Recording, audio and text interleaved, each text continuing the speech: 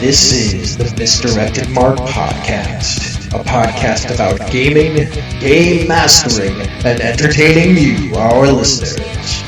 We are explicit, and you have been warned, and I'd like to thank Mike Willard for letting us use his music on our show. Now let's pick up those mics and get on with this thing. Why, yes, yes. Let us pick up those mics and get on with this thing on the 306th episode of the Misdirected Mark Podcast, where we enter the game room once again. Dum, dum, dum. It is our new actual play-ish, actual demo-ish segment where we will be playing games and talking about the mechanics of those games for a period of time. Enjoy that, because tonight it's all about high planes, high wire, high fu, wuxia action with High Plains Samurai. My name is Chris. And as always, I'm Phil. And I'm Old Man Logan. Oh, yeah. And with that, my friends, Bob, buddy old pal, what is going on? It's like Tuesday again already. It sure is. I'm still trying to figure out how that works. I'm like, work the last 2 days has been a grind. We've been short-staffed both days and busy as hell and yada, yada, yada. So I've been like, checking out after I get out of work for a while. So, but yeah, prior to us being here again, last night we finished up our wrap-up of Oddvex Castle for Dungeon World that you were running. Oddvec. Ode, whatever. You say Oddvec, and I Say say Oddvec. Oddvec. Let's call the whole thing tomato. But more importantly than that, we started character creation for the new game that we're going to be playing with Drew Smith, Secret Weapon of the Show. Mm-hmm. He is going to be running Perilous Wilds. Is that what? Yes, that Perilous is exactly Wilds, what we're playing. using Dungeon World characters. So that is, we have an interesting mix. I'm playing an Elven Shaman who looks like he's going to be pretty interesting. Rob Dorgan is playing basically a halfling from Dark Sun. Yep. That we all like. Yep. That's pretty funny. Yep. Jerry's playing a druid. An Elven Druid. Druid. Yep. From the same clan as me. And I am playing a necromancer. Yes, he is. Man, the Grimworld playbooks are great. Yes. Romancer. Lots of good times. The roll a d6 The sound. neck romancer. Yeah. Oh, man. Prior to that, on Sunday, we finished up a story arc in Tales from the Loop, which was loads of fun. So that is that. And then back deeper into the week, there was a lot of like watching mindless crap on TV that I didn't really pay too much attention to. And I think I watched Ragnarok again twice. Nice. Chris, how about you, man? Well, first off, MM Podcast is being petted right now by MM Phil, Podcat. by DNA Phil. So first thing, on Friday night, Effie and Cindy and her husband Scott and Jen were all here. We played a role-playing game called Heaven's Fall. So Heaven's Fall is the GM0 variety of games by Jim Pinto, lowercase j, lowercase p. Heaven's Fall is the Nanking Massacre, the role-playing game, the story game. Sounds. I mean, I'm interested. Go ahead. So you play a bunch of characters. Everybody gets to play two characters, Right. that are stuck in the city. One of the rules is like you can't do anything to stop all the terrible stuff that is happening. You are here to explore the drama of being caught in the horrors of this horrible situation. So the way the game plays is like you have three scenes that start things off after you've done this like relationship map with these characters, which are on carts. You pass them out, you get these characters. You sort of like. Is this a protocol game? It's a protocol game. Okay. I'm pretty sure that GM0 protocol series. Yeah. It might be the same thing. I've never played a protocol game before, so I'm not sure if it's exactly. No, I mean send it. Emily played one on Sasgeek. Yeah. And the way that the game plays after you pass out these cards, these character cards, which have arrows, which then help build the relationships between the different characters, which is fascinating because it then creates, if you play it again, it creates different relationships between the characters to start with. After that, you play these three intro scenes, which somebody's the director, somebody takes the role of the GM, and they kind of like ask questions and prompt things. But really, everybody can kind of sort of ask questions and prompt things. And then when you think you've satisfied the scene, or you're satisfied with the scene, whoever's directing says cut, and you move on to the next person. Which it goes, after the first three scenes, you flip one of these event cards. And these event cards are all awful. Yeah. Like, terrible. Like, the second one that we got was a peasant sees the enemy army catch a bunch of peasants, kill them, cook them, and eat them. Oof. So Oh, right off that's the bat, terrible. it's cannibalism. Later, there was a mass moat of dead bodies. At one point in time, they were flinging the dead bodies into the town on us. That was actually an invention of the players, not of the cards. The dead mode of bodies was the cards. Right. There was one where they got into the town and murdered and raped a bunch of women. Yikes. That was on there. I actually had to X-card that card. Yeah, no, I'm Yep. that's That one, legit. I did not want to play a scene that was exploring that idea. Was there any content warning? Like, was there a trigger warning on the? I'm on the pretty sure. game? I think there is. Maybe I don't remember. Like I didn't. So here's the thing. Like I didn't know I was going to play this game. Like I mean, I knew I was going to play a game. I Right. didn't know that's what this game was about. Yeah, no. I'm just asking strictly from a design point of view that even if you're trying to make something that's historically, whether it's not necessarily relevant because it wasn't exactly playing the massacre, it was like playing in an alternate location. Yeah, it just took a lot of the events and Yeah, I'm just saying like put if, 'em right in I'm just there. saying like if I'm putting the word rape in my game, Yeah. like I'm covering the inside of that book with some content and Not trigger just warning. rape, but cannibalism. Like Yeah. that's also pretty skeevy. Yeah, but cannibalism is uncomfortable, but in terms of probabilities that somebody has been a victim of or experienced or know somebody who has, participated in cannibalism, that number is small. But when we talk about like yeah, something rape like is rape, a lot of people. like that is yes, I get it. Like in terms of squickiness, There was cannibalism is yeah. very squicky, but in terms of people having like visceral reactions, rape, is far more prevalent. Yeah, there was a lot of squicky. Yeah. In this game, and that's okay. Like I get I have squicky. no problem with squicky games, but I was not prepared. Plus, it's not one that really like you get to combat or reverse those things. There is no combat or reverse. In Yeah. fact, the Yeah. point that we came to was that we eventually developed a suicide cult. right. In fact, one of our sort of Yikes. plans was like we're all going to kill ourselves. I was playing one of the characters I was playing was a doctor. Right. Came up with a bunch of additives that we could take that would kill us and poison our bodies. So if they ate us, they would all die too. Wow. Yeah. That is a game that I would like to Wow. mentally prepare myself for beforehand. Yeah. Yeah. I mean, like when Knowing I going in. and the I would actually like to play this game again, prepared for it. I was Yeah. playing, and Cindy and Effie were excellent at the table. Scott did not know what he was getting into, and he's not the kind of person that likes to play games like that. Right. And Jen does not like playing games like that either. So like I was playing with half the table that was sort of into it and exploring those themes and whatnot, because domestic abuse came up too, which kind of squicks me out. Like I'm not a big fan of domestic Yeah. abuse. But half the table being on board and half the table not being on board made it a really uncomfortable experience for me. Yeah, I mean, well, that's the thing about playing like super emotional games is like those games work when everybody at the table is kind of consenting to the same experience. Mm-hmm. And if people don't know, like, or like for instance, this game caught you off guard on how intense it was going to be, that Yeah. kind of thing, like it creates this real problem because one, the people who are really into it start to become aware of the people who aren't, Mm-hmm. and actually start to self-regulate, right? Like they start to like dial back a little. Yeah. So they're not getting the full experience where like they might dive in deeper. Mm-hmm. And the people who aren't comfortable, like the game keeps persisting. So they're in some state of uneasy Yeah. Until it's over. And it's not optimal for anyone. Yes. Right. So like having the right group who's like, okay, knowing what we're going into, like this shit's going to be deep and heavy. Are you guys ready? Like that's how like when Senda and I played Red Carnations on a Black Grave, like we knew like right up front. And Yeah. and the GM, the designer, Catherine, she was very upfront. She's like, this is a gut-wrenchingly sad game about this like, very intense period of time in French history. And we were all like, okay, do it. Yeah. Like, and yeah, I mean exactly that, right? Like just, woof. Yeah. So it was interesting. I would be willing to play it. I would love to play it actually, and the game is actually really smart. So on the bottom of the cards that you flip, they're event cards. There's numbers on them, and they range from 0 to 5. And when you've accumulated collectively, 15 or 10, 18, and 25 points, events occur. Sure. And then after the last event occurs, there's 2 more scenes and the game's over. Nice. So wraps itself up. Yep. And then based on the number of cards that you've had to flip to get to that point, you have different states of ending.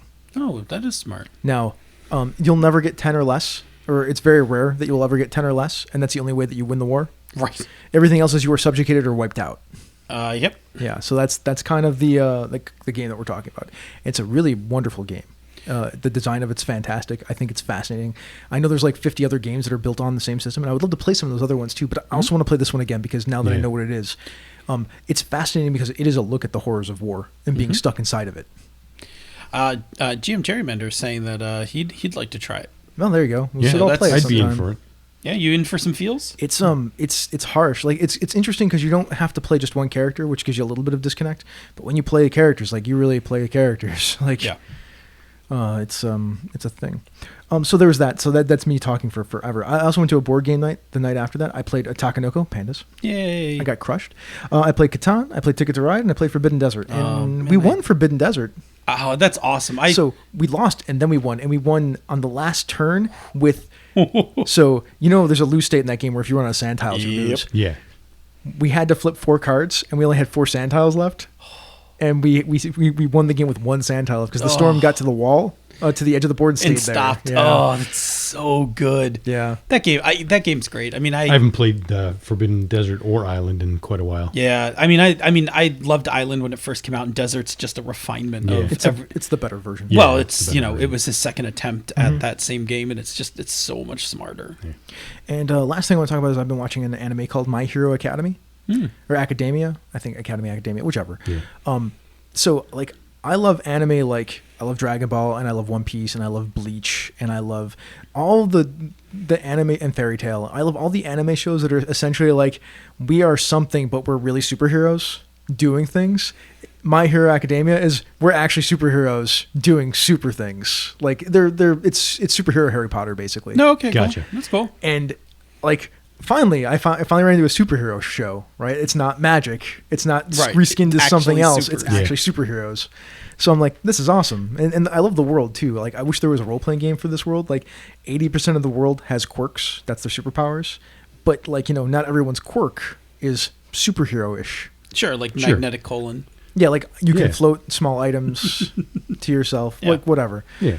So it's a really cool show. I highly recommend it. It's on Hulu right now. The first 2 seasons are up that are both dubbed. Cool. So there you go. I'm done. Hey, real quick, I just want to interject. Jerry's character for our new game is a ranger, not a droid. Oh, Ranger. Thank you. Ranger. That's right. Yep. That's right. Is there a difference? Yeah, Yes. there's totally a No, difference. there I'm is. kidding. Of course, there's a difference. I mean, if you didn't realize there was a difference between Laneth and Bardic, then I don't know what to tell you. Not Laneth, because Laneth was the wolf. Laneth I'm sorry. was the animal companion, but the fuck. come on, you can do it. Why don't I remember his character's name? I remember his wolf more than I remember his name. I'm blanking. I'm blanking my too. God. Wow, we both forgot. Because I can't remember it either. Oh, I knew he didn't know. The second he didn't correct you, he's the fucking editor, man. He corrects everything. If he doesn't correct you immediately, Dude, in the middle of later, he's gonna like throw it out. Oh, yeah, It's gonna be yeah. hilarious. it'll all come back to us later. So Phil, what's going on with you? Yeah. What have I done? Last week was kind of a blur. Oh, I don't know. I did a bunch of shit. I ran. That's super descriptive, by the way. You're No, I know. I just I don't accurate. I don't think I It's very played. precise. I don't think I played too many things. I ran Tales, like Bob said. Mm-hmm. We concluded our second major mystery, and I'm running the 2 mystery. So far, I've run 2 of the mysteries out of the book. Mm-hmm. Throndir. There it is. Thanks, man. Throndir.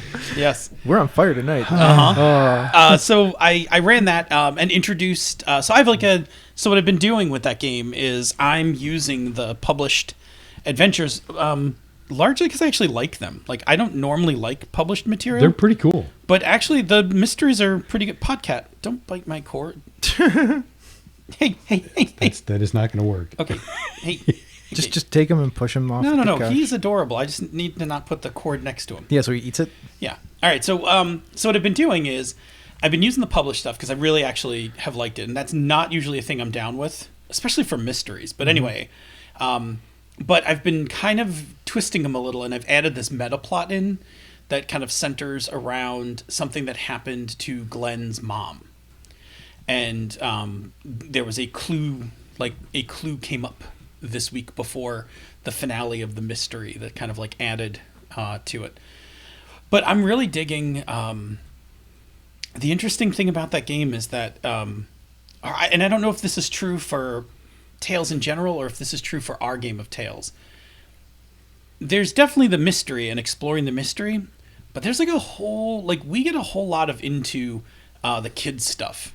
Like, I really think the focus of our last game was Bob's awkward romantic miss with one of the NPCs. This girl had a crush on Bob, and she kept trying to like show him, and he kept just kind of subtly missing the clues, and then she got like upset and left, and there was like some dealing with that like fallout kind of thing. That's pretty funny. Yeah. And the adult scenes in that game are becoming really interesting. Like the scenes where they talk to the adults and realize like, because one of the principles of that game is the adults can't help you. So every now and then one of the adults sounds like they're helpful. Yeah. And then they just turn around and say something that's like reinforces like, nope, you're on your own, kids. Yep. And that happened to I think it happened to Glenn. Glenn was talking to Bob's mom, who that's Glenn's anchor, and talking about like how weird the island is, and she's a scientist for the loop, and she's like yeah, and then she's like, but it's really exciting, and sometimes bad things happen, but that's just the way it is. Fair enough. Like, you Thanks know, for nothing. well, it's just these moments where you just like you come to realize like you can't count on these adults because that's part of the game, like because you can, you know, that otherwise it would undermine what the kids could do. True. But I'm finding it's really interesting. The game's like way more dramatic than I thought it was going to be. Like I thought it was just going to be like kids on bikes solving mysteries, but it's taken on kind of a different feel, and I'm totally good with it. And my long-term plan is I'm riding this game out until probably early fall. Wow. I got plans for this because I want to do the whole season. That's kind of centered around Glenn's mom. Mm-hmm. Because I'm buying time, because around Gen Con time is when Scum and Villainy comes out. So I'm just going to wait for Scum and Villainy to come out, buy it, and then take my time to read it and get familiar with it, and then Tales will be done in the fall. So that's like my long-term plan. Anyway, so I did that. I played a shit ton of Strike Force. I know you did too. Yeah, you actually played more than I did because you're further ahead than I am. Although you and I think have slightly different paths. Like you are like super focused on buffing up like one like a small group of guys, and Sort I've of. been like kind of amassing like All your people? I don't know. I think you even have more people than I do. I have 15 different characters that I use on a pretty regular basis. Yeah, I have like 10 that are like I'm super committed to, and then like another tier like. So one of the challenges requires you to have blasters and Yeah. controllers. Yeah. So I went and made sure all my blasters and controllers were Are like buffed out. Yeah. I mean, which wasted a whole bunch of my money. Right. But I'm still digging it. Our alliance is strong. Like we've got some people, and I think we're all high enough level now. Like you, PK, and I. Have you unlocked Alliance War? Did it unlock yet? It didn't unlock, but are you now eligible Yeah, for? I can do it. It's not unlocked. Right, it's not unlocked yet. Yeah. Anyway, I am. I'm still digging that game. Like that stupid game is entertaining, and I'm still playing it daily, nightly, in between stuff, kind of thing. So that's good. And I watched, because I'm preparing in the future for Scum and Villainy. I started watching Cowboy Bebop. Nice. Not a thing I watched when it came out. But first of all, the music is amazing. Yeah, it is. Right, the music's awesome. The animation is spot on for this. It's from 1998. The animation looks pretty much like what I would expect for 90s anime. And it's because it's 98. It's not high def or anything. Like it's just It's it's not. just standard. It's what it is. Yeah. Which is really funny. Can I tell you a quick side story and then we'll jump into the show? Sure. So I've been home, and Florence has been watching Trading Spaces. Like, it's coming back on the air. Yep. Okay. So they've been playing the reruns. And the reruns are all SD. And so we're, like, looking at it on the TV, and we're like... Why is it fuzzy? Like, what's wrong with it? And then it's like, first of all, it's not It's not the full width of the it's screen. not the full width of the screen, and second of all, yeah, it's not that sharp looking. Like even though it's been like scaled up for being on like on TV now, like all of a sudden I'm looking, I'm like, oh, that's what TV used to look like. Like how quickly HD and 4K has kind of spoiled all of that. Plus, I also forgot how amusing. Like I actually watched that show for a while. That show was somewhat amusing. So anyway, I don't know. I did that, and I'm working on a new Dungeon World adventure. Very cool. So we talked about it earlier. Yep. We'll be talking about it more in the coming weeks. Do you want to let people know what the title is? What is it? Black Sphinx of Black Quartz. Judge My Vow. Sphinx of Black Quartz. Judge My Vow. Right. So it started as a joke because it's a anagram of the what is it? The quick fox jumped. The quick brown fox jumps over the lazy dog. Yeah, it's jumps over, not jumped. Yeah.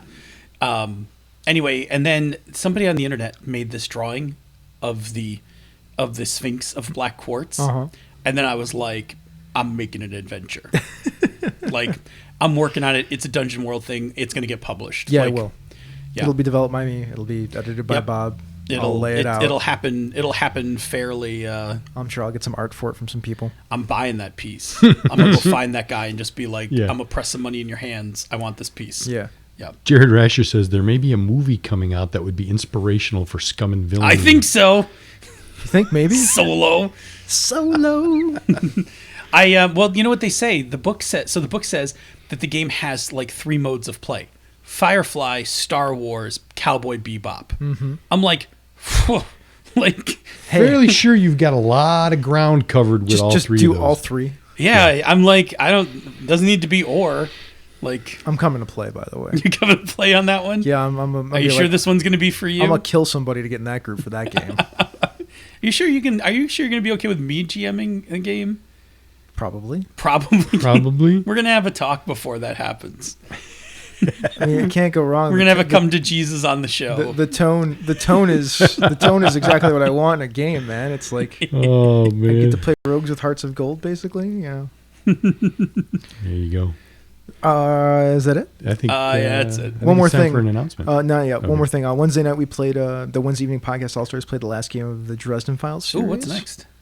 We're playing the Misfits of Avalon with Kevin Lovecraft running. Interesting. Yeah, so it'll be another More Avalon. Yep. So Avanti's coming out right now. Then it'll be Dresden. There might be a break in there for Avalon, depending on what goes on with other Avalon stuff, because Brett is busy writing Avalon material. And then we'll have the Misfits of Avalon. And then I get to run something, I think. Probably some Dungeon World of some sort. Alrighty. Let's do some announcements. Man, these bills, man, they're just killing me. If I won the lottery, things would be so much more simple. Yeah, you would think that, but actually, it's not really always the case. Oh, come on. If I won the big bucks, I would pay everything off, buy an awesome car, and go to every single gaming convention. I know. Those are what we call lottery fantasies. And they're awesome, but in reality, people who show up, like, it never works like that. People show up looking for money. You have corrupt financial advisors, like embezzling stuff, mismanagement of funds. Like, it's actually worse. Like, it's actually a burden at times. You might be right, but really, what are the chances that I'm going to win the lottery? Well, as we know, if, we understand math and probability, it's pretty small. I mean, some people call it the idiot tax for a reason. Exactly. But if you wanted to experience what it felt like to win the lottery, you could play Whirlwind Millionaire. What's that, Phil? Well, Chris, as we've drifted into commercial, it's a solo RPG that I wrote the initial, but you developed it, and Bob, it's a game about winning the lottery and the challenges that come after you do. It's a solo RPG, so you play it alone, and you play out 3 different acts of periods of your life. And what you do is you draw these nifty challenge cards. And if you're watching on the stream or on YouTube later, you can see these challenge cards. Yep. Phil's holding them. And you pick one up, and I'll actually just read it, right? Feel free. So this one's a personal challenge. You develop an illness that is serious and life-threatening. So, no. So we answer some questions. What's the illness? Cancer. Oh, ouch, buddy. Okay. Way to go right for the feels. How do you use your wealth to treat it? I buy the best possible doctors, period. Mm-hmm. Chemo, whatever. And then we would roll. We would roll some dice. Oh, I got 3d6. You got it? You got 3d6? Roll some dice. Yeah. I got a 13. 13. That's middling. Middling, right. So it works, right? Like we're able to use our money. I would say we, let's see, you cannot gain wealth in this challenge. So we don't, but we can get one well-being. So we actually get better. We do get better. Nice. Yeah. And we tell a little story about that, which is basically, I go and I fight the good fight, and I have all my loved ones around me, and they help me carry through. And it's a long and difficult and tiresome process, but because I've had so many people in my family who have suffered from and in some cases died of cancer, I don't let it kill me, because that would be the worst thing ever. Mm-hmm. And then there's a list of tags that I would pick from of the positive variety. Oh yeah, yeah. Which I'm not sure which one I would pick, but it would probably be something having to do with mental fortitude or something like that. I think there's one that is like willpower or something like that. So I'd probably pick that one. Yeah. Or I might pick the one that has to do with like family, because I just said a bunch of family and friends were around me. Yeah. Can we improv a tag? Kelly Strong? Kelly Strong, sure, since we live in Buffalo. +1. Yeah. So yeah, that's how you do it. And so what you do is you play 3 cards in each act. Yep. 3 acts. And the acts are when you first get the money. So like you're kind of reckless. And like if you're gonna lose money, you lose more money. Yes, because you're reckless with your money. It's actually one of the few. You don't lose. There's not very many ways to actually lose money later. Right, unless you roll really bad. Yeah. But in the beginning, like literally everything you do, you can lose money at. In the middle, you have more control of your money, and then in the end, you are setting up your legacy. Yep. Anyway, so you do that and you tell a story, and so you use 9 cards. There's 21 cards in the deck. So it's got replayability. Yeah, replayability. Plus, when the cards come up in different phases, different things happen. Yes. Yeah. Well, that sounds like a ton of fun. Where can I pick up this game, Phil? Well, you actually can now get it on Drive-Thru Cards. It's less than $6, right? It is less than $6. $5.95. It's less than a handful of lotto tickets. Yeah. So now you can go pick up this game and find out how your life would turn out if you won the lottery. Awesome. All right, so that was ad number 1, I suppose. We're gonna do another just chat about a thing, because I love shilling for my own shit on my own show. And right? what's the point of having your own show? It's like the most. It's like the most self-aggrandizing thing possible. It's funny when you get embarrassed about it, because like if we're not on a microphone, you're like, yeah, the game, woo, yeah. I mean, I'm proud of the game. I like it. I just like and I'm doing my own commercials on my own show. Buy my fucking thing, please. Well, I'm about to do a pseudo commercial for a thing that I'm working on too. So the Queen City Conquest Kickstarter is going on right now. Yes. Let's be clear, everyone. We've said this in the past. I'm going to say it again. This Kickstarter has to kick in order for there to be a Queen City Conquest. Yeah. And spread the right word. now we're only at $3,700 and we have 19 days left. So I mean, it's not great. We added to 9. The guest list is actually pretty good. Like pretty good. The guest list kicks ass. It's only going to get better. Like we just announced Jason Cordova's coming from the Gauntlet. That's huge, people. Kate Bullock of the Gauntlet and Rach Shelke of the Gauntlet are going to be here. So between Loyola Santa, right? So between Kate, Rob, Rach, and Jason, if you are looking to play something powered by the apocalypse, like you are going to get some of the best play experiences possible. Like Jason's Dungeon World is like on par with Chris's Dungeon World. Like that, like those two tables, like we're going to be rocking some of the best Dungeon World. We can just say Jason's better than me. That's fine. I don't mind. Well, I've played actually in your game. I've only listened to some of Jason's. Jason's stuff's amazing. Your stuff's amazing. This is literally going to be some of the best Dungeon World going on in one roof. So he's not running Dungeon World. He's running World of Dungeons. Oh yeah, he loves World of Dungeons. But you know what he does with World of Dungeons is he actually takes a lot of classic modules, and plays them. Like he was just finishing up Ravenloft like a couple weeks ago. Oh, that's pretty cool actually. Yeah. Also, Camden Wright's going to be here. Camden is so. We all know and love Camden for his game that he's been developing, One Child's Heart. But the other thing that you need to know about Camden, especially if you're from Buffalo, Camden is a kick-ass Savage Worlds GM. I mean, like he is like a Tim Hannon Garrett kind of Savage Worlds guy. Like he is not. He is no lightweight when it comes to Savage. I don't know if he's bringing anything Savage, but that guy, all his dice explode. That's all I'm gonna say. Like all of Camden's dice explode.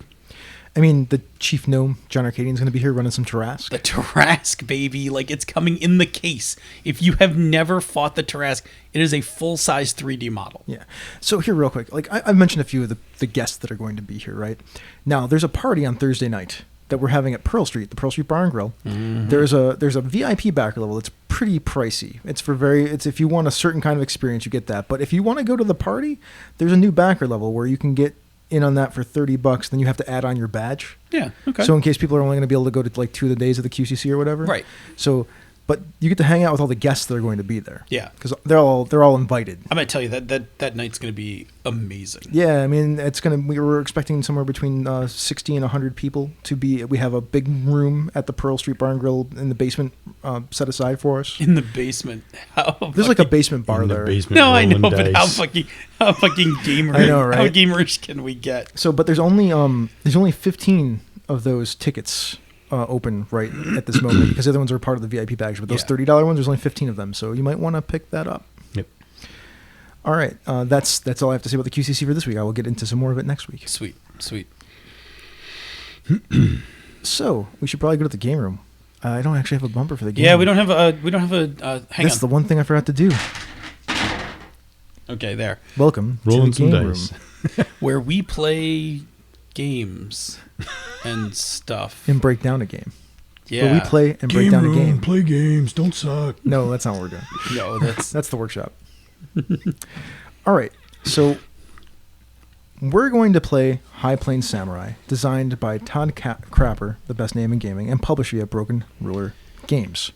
all right, Todd. You're like on the chopping block tonight, man. You are, in fact, on the chopping block tonight.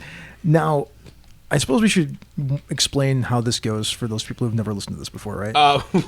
We should explain how this goes because we've never done it before. Yes, that's true. We've Brand practiced new a little segment. bit. Brand new segment. Did we really practice? Yeah, we did. Oh, yeah, we did. We did. Twice, Sorry. in fact. Okay. We're So- experts now. I don't know if we're experts. This is sort of an actual play. It's also like an actual demo. Like, we're going to be playing scenes of this game. We kind of know. I've already let the guys kind of know what's going on with them in some way, shape, or form. So, like, there'll be play. It's not scripted or anything like that. But, like, it's a little less play to discover, a little bit more play to show stuff off. Yeah. So the idea was when we had this like months and months ago, because this idea got hatched in the fall. The idea was that we would, like APs are interesting, but we can't quite do an AP because we're like super design nerds. Yes. Right. So what we wanted to do was want to play games because we think that's entertaining. People will like to hear that. Yeah. But then we want to actually nerd out about the games that we're playing. Correct. So the idea is that we're going to play for about 20 minutes. We're going to sidebar for about 5 to 10 minutes about some of the stuff that we've discovered about the game through play. Then we're going to play for another about 20-ish minutes, and then we're going to do a wrap up. A wrap up, and then we'll pick up the following week from where we left off. So we'll play like a small series of play sessions of the same game, exploring a bunch of the different rules and mechanics, and then, of course, learning them better as we go and figuring out more and more things about them as we play. Right. And so I think the other thing to keep in mind is, unlike an actual play where we're just like where you would throw a plot, a premise out and we would just run with it, each week we might do something a little different. We're Like, going to we try to play the same story, but we might not. Yeah, or we might just tailor and say, like, this, for this segment on the show, this is the thing you're doing. Yeah, in fact, tonight, I'll tell you. Yeah, why don't you set...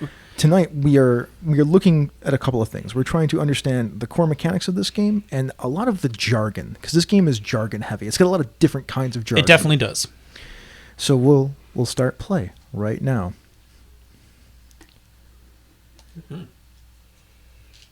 You find yourself...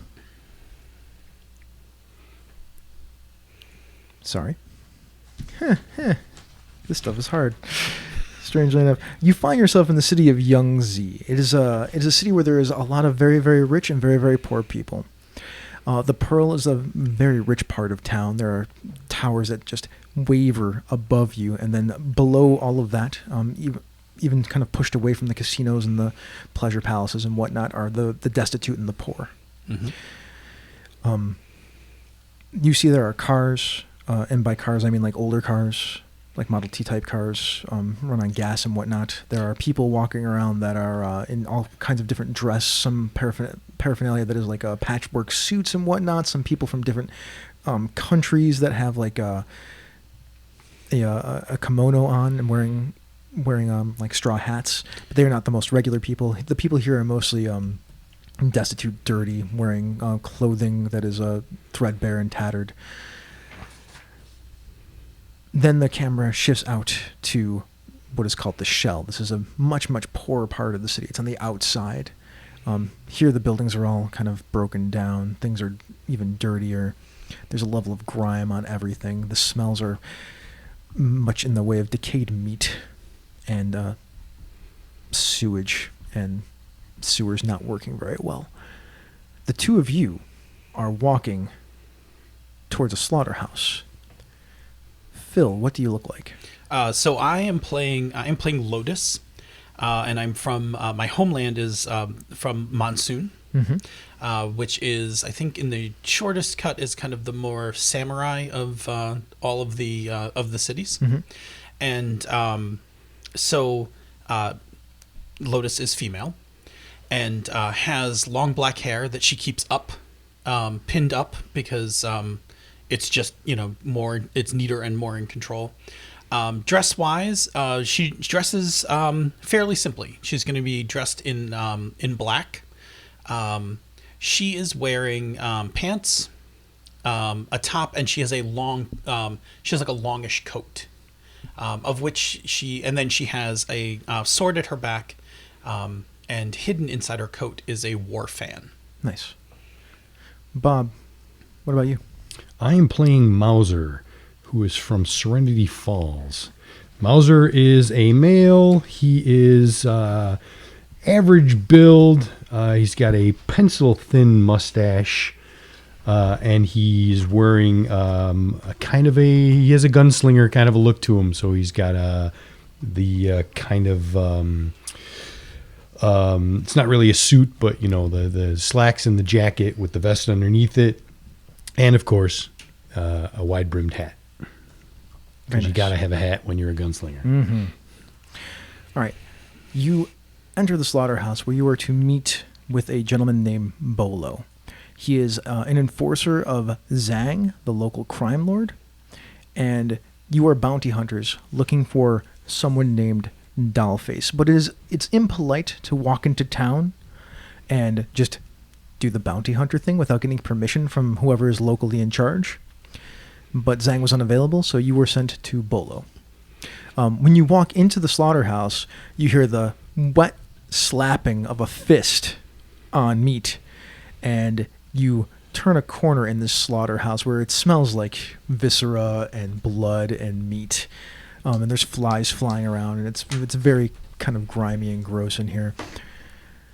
Turn the corner and see there are 4 bully boys standing next to a man who is about 6 foot tall. You can see that his fists have turned into iron, and that wet slapping sound that you heard was his fist hitting somebody's face repeatedly. And this person's face is destroyed. Their nose doesn't really exist anymore. Their one eye, it looks like the bone around it has been caved in. They're still breathing, but they look like they're in a lot of pain. And then with a final slap, the Bolo, who you assume is Bolo, lets the body maybe drop to the ground, which hits the ground limply. He flicks his hand and the blood slides off of it, but his whole shirt, which is, he's wearing a white silk shirt that is open at the chest, and he's bald, and he's very, very beefy looking. He's wearing black pants too and black boots. He drops the body to the ground, turns and looks at you, cracks his knuckles as they turn back into normal skin. Are you the bounty hunters? We are. Mm-hmm. Zhang said you'd be by. So you want to know where Dollface is, and you want to collect the bounty on Dollface. With your permission. I was thinking about collecting that bounty myself, but Zhang said that you should be the ones to do it, that you asked politely and that you were kind. So I said I would meet with you and let you know that you could. But first, he snaps his finger, and the four gangsters shrug off their jackets. They're like, show me that you're worth it. I'm gonna look over at Mauser with like a kind of sideways glance, like really, like this is like they want to go, like this is the way they want to go. Like, okay, like I shrug. I just like small, like just a small shrug. Like, okay. At the same instant that you give your little half shrug, I'm looking at you going the same thing, just a little bit raising of the shoulders, like, okay. All right, so we are about to start a scene that has a fight in it. Mm-hmm. This game is predicated on kind of stuff like this. So the way that initiative works is that I just have to pick one of you two. And once you've taken your turn, you pick somebody else, and we keep picking like popcorn initiative until until everyone in the scene has taken a turn. Cool. So I will pick Mauser first. All right.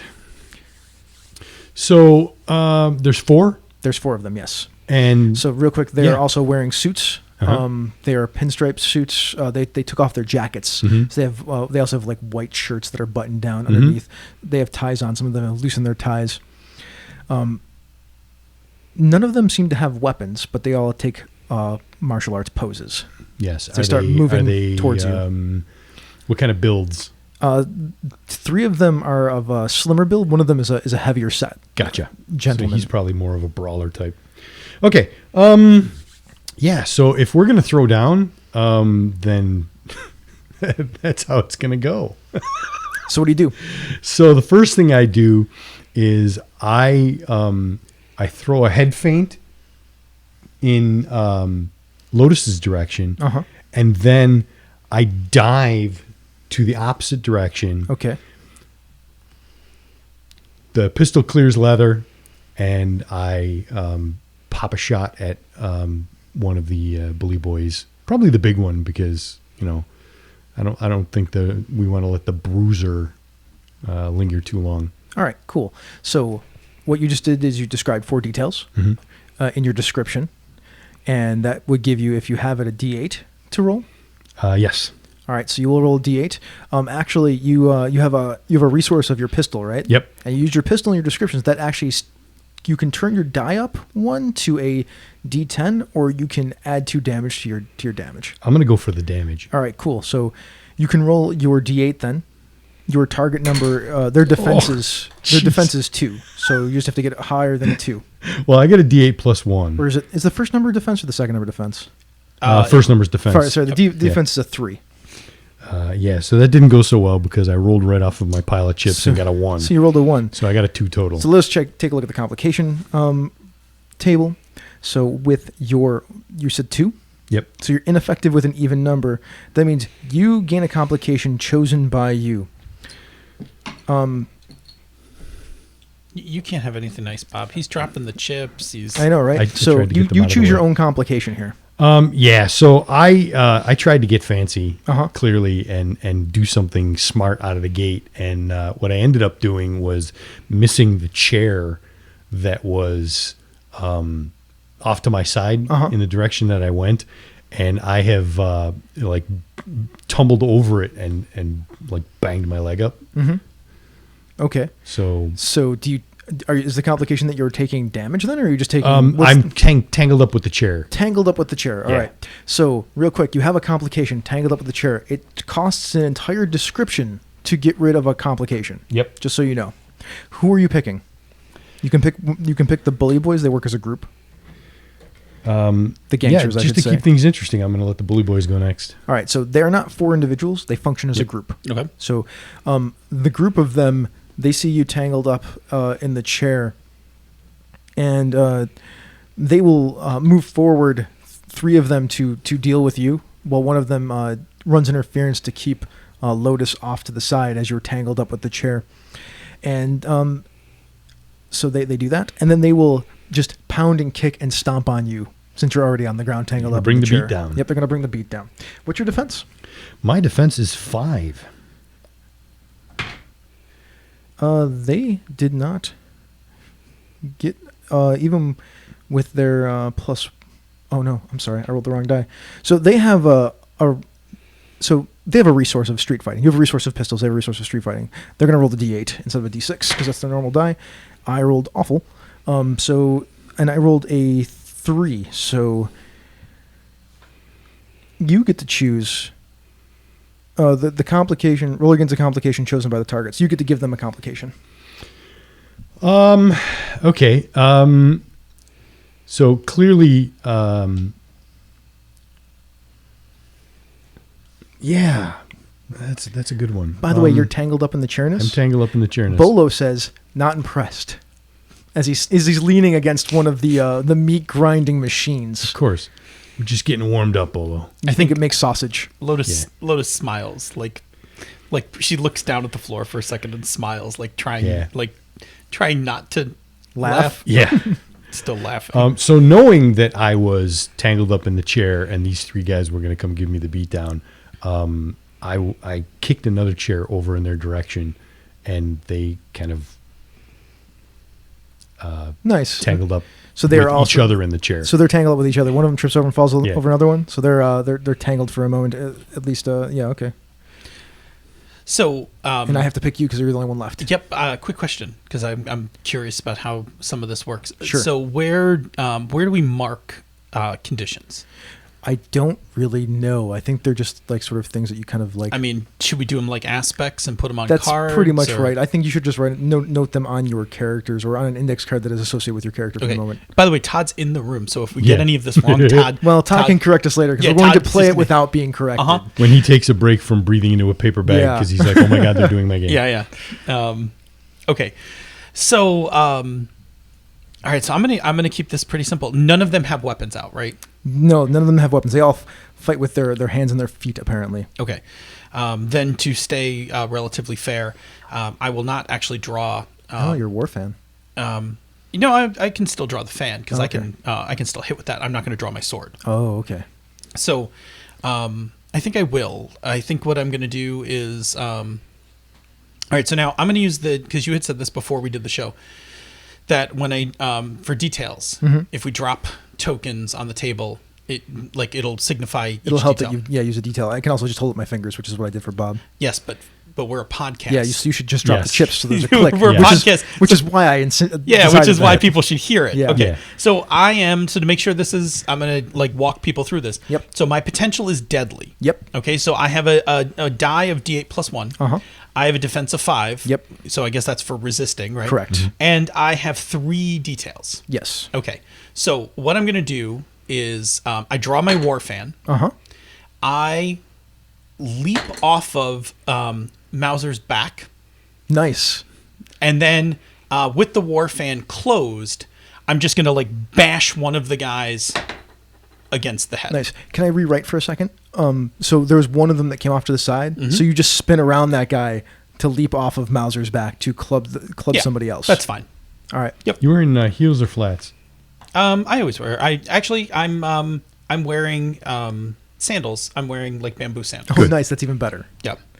Okay. So you use the war fan. Is the war fan a resource of yours? the war fan is not a resource. Okay. So, but I do have this perk called Train to Perfection. So choose a single resource. Oh, so I haven't declared it as a resource. Correct. Right? So for now, it's not a resource. All right, that's fine. Okay. So I'm gonna roll my D8. The target is 3. And I roll a 7 plus 1 is an 8. Yes. So I'm not sure if it's on the die or if it's the total. I think I'm just going to go for the total for now for how that number works. Yeah. It seems to work best. It is currently you succeed with an even number, so the target gains a complication chosen by the roller. So they're acting as a group, right? Yeah. Do you want to do? You were whacking, so it sounded like you were doing damage. Yeah. That's All right. exactly what I'd like to do. So a one-handed weapon, right? Mm-hmm. I'm not really sure exactly how much damage. Wasn't super clear to me, but it looked like it was going to do a +1, so it's a one-handed weapon that you have right now. Okay. I think we'll just give it another 1 on top of that. Although it could have been the difference in the defense and the roll. I think I might go with the difference in the defense and the roll, and I will clarify it later. But I looked a couple of times for how damage worked, and I couldn't quite find it. So you had an 8 total, Yes. and their defense was not very 3. high. It was a 3, so that's a 5 plus 1 for the fan, so that's a 6. So you dealt them 6 vitality. Yes.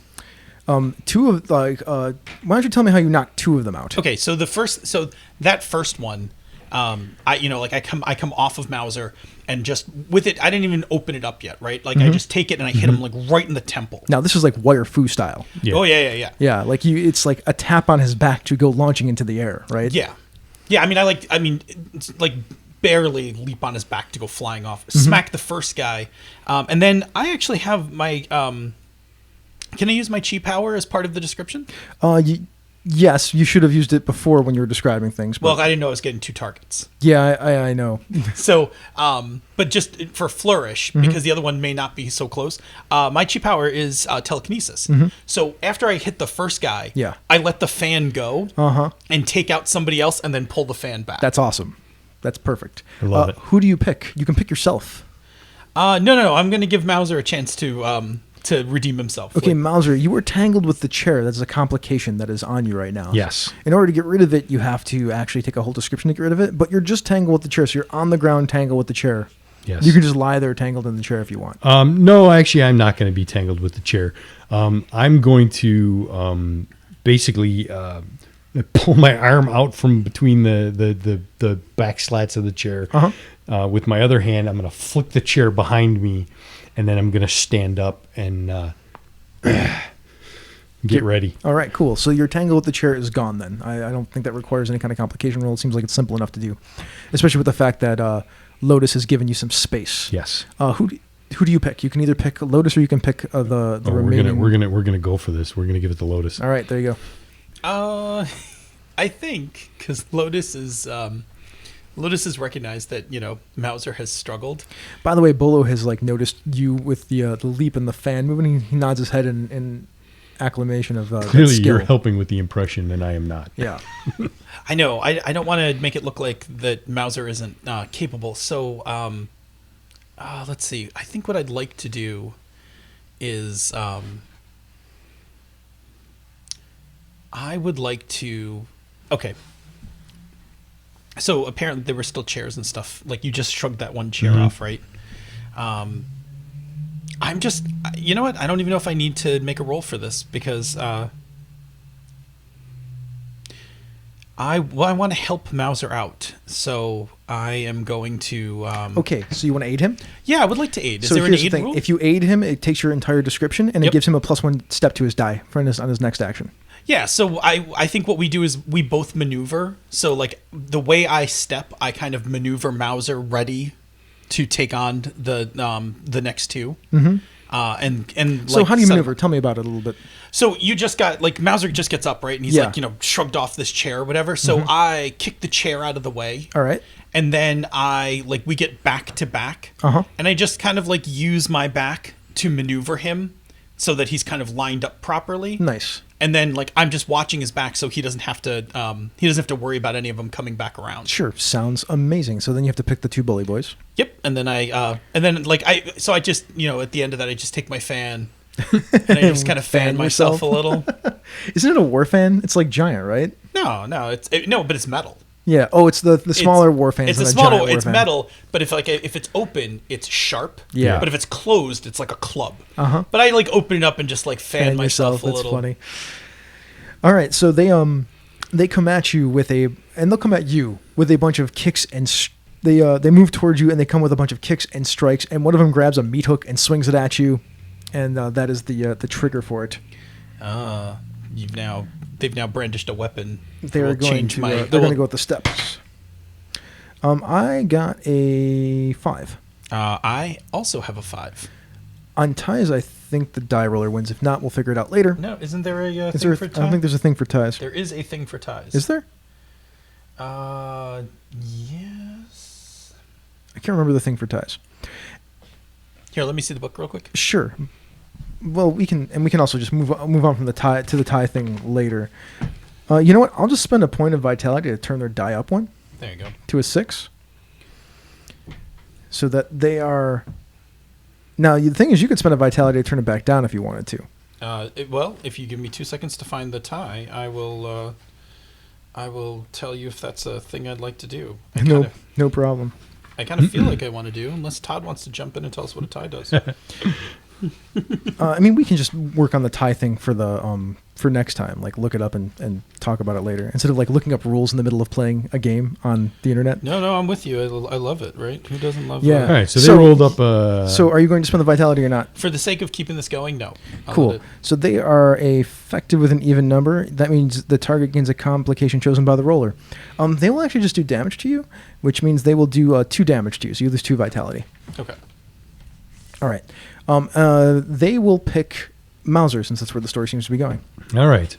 So now that we've gotten ourselves in position, I am going to, it's close quarters. I could just point the gun in the guy's face and try and pull the trigger that way. You could. But that seems, less Well, exciting. what is the description that you're going to So use? the description that I'm going to use, because this will be a lot more fun, is that I am going to take a step away from Lotus's back, and excuse me, I'm going to take a step away from Lotus's back. I'm going to put my foot up on the wall and kind of push off to get a little air, and then I'm going to pistol whip. I'm going to push off to get some air, and then I'm going to pistol whip the bully boy from a downward strike. Can I help with an edit? You may absolutely edit. So she's back to back with you, right? Mm-hmm. So instead you say walk with me, and she kind of takes 2 steps with you, and you use her to walk up the wall, flip over, and pistol whip both of them as you were split between them. I like it. I like it a lot. That's way cooler Way clever. and way more waifu. Yes. So what's your die type? Right now it's an 8. You got so it's a 10 because he helped you. Yes. I'm not really sure how you can apply. It says you can apply a resource, and that's not a resource in this case. So you can. You said it was normally an 8, so it goes to a 10. Yep. That means it could go to a 12, or you can add the extra damage. We're gonna leave it at a 10 and go for the extra damage. All right, go ahead. And try not to roll a 1. Don't roll a 1. I got an 8. Nice. So do you have a +1 or anything like that, or is it just an 8? I do. So it's a 9. So it is an effective with an odd number. The target gains a complication of their choice. I'm going to take the damage because that knocks them out. Yes. And that has you win. That has you achieve the goal of the Win situation. the fight. And just to let you know, Todd from the chat room says that Phil gets to pick the complication on a tie. Is that how that works? Regardless of the die roll? We can I don't break know that if down that later. means because he was the one that was the defender. Okay. I'm assuming. Good to know. And the odd number is always the other player. The Oh, odd so number's that's an always easy even way. number is always the roller. The odd number is always the opponent. That's an easy way to remember. Yeah, I Yep. think I have that written down somewhere. Odd for other. So they're knocked out. They are unconscious. Bolo, he steps away, pulls out a toothpick and starts chewing on it, like he was just eating something. And he's like, "Well done." Unfortunately, I don't know where Dollface is. You'll have to, or I don't think it was Dollface. Yeah, Dollface. Yeah, Was it Dollface? Okay. I don't know where Dollface is. You will have to find them on your own, but you have nothing but my blessing in dealing with the situation. Happy hunting. I give a differential head nod, like kind of bow. I and give him respect. the grandiose one. I take my hat off and I give him the big sweeping bow. Are you bald? No. Okay. Short, close cropped hair. Nice. And I'll, that's where the scene cuts. Yep, and snap my fan and fan. put it back in my coat. All right, let's talk about this game a little bit. Yeah, let's talk about it. So let's talk about. I have a checklist of things that I wanted to kind of go over. Yeah, good. So I want to talk about jargon. So, if everybody that's listening out there kind of heard, like, there's a lot of different jargon in this game. There's a thing called descriptions. Descriptions are basically your turn. That's what it's considered. There's details. Details are the action economy of this game. Like, you have details based on the die type of the. They're called potentials in this game. And I didn't actually have you guys talking about your potentials very much. I should have probably done that. I more. did a little, You mentioned yours, yes. Yeah, you mentioned yours. Bob, what was your potential? Mine, no one gets in my way. And what was the other one? except a chair. Hers or mine? No, yours. My other one is justice for all. Huh, interesting. Yeah. Yeah, because yours is one of them is deadly. Yeah, deadly, and the other one is never forget my friends. There you go, and that's a good one for the one that we're using to help him out. So that's actually the potential that was going on. Now potentials are sort of like, I don't really know how to describe them. They're just like they're like approaches. They're a little bit like approaches. Kind of like approaches. That's probably the best way to describe them. They're a little aspecty in except the resources and the complications are more like aspects. Yeah, there's definitely some things about that. Can we, before we talk about jargon, can we kind of back up that this game I don't want to say try. This game does something a little different than what we would do in most role-playing games.